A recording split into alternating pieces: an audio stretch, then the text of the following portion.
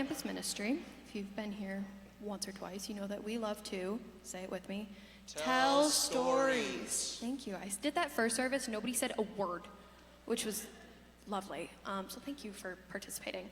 So we love to tell stories, and today we have a super cool story from a super cool dude. So would you guys join me in welcoming Andrew up here?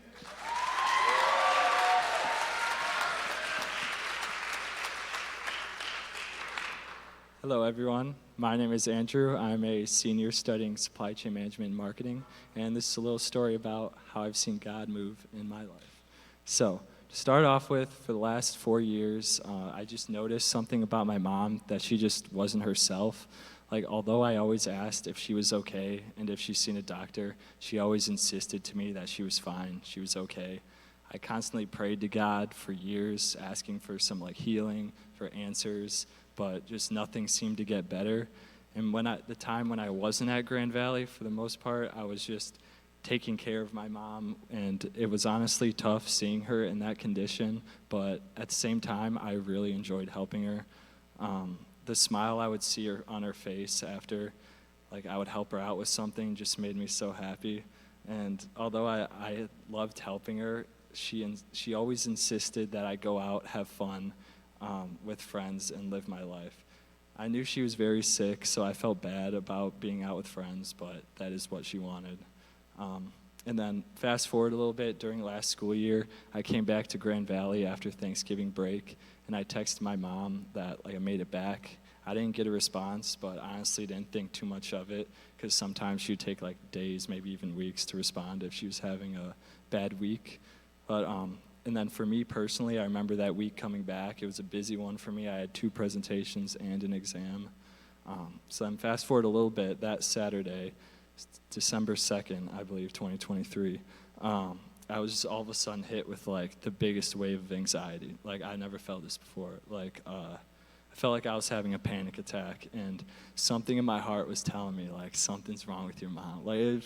Kept getting repeated over and over again in my heart, and I was like, something's up. So I immediately called up my brother, and I asked him about it, and he said he hasn't heard anything from her recently. So we decided to do a welfare check, and then that's when the police unfortunately found out that my mom did pass away.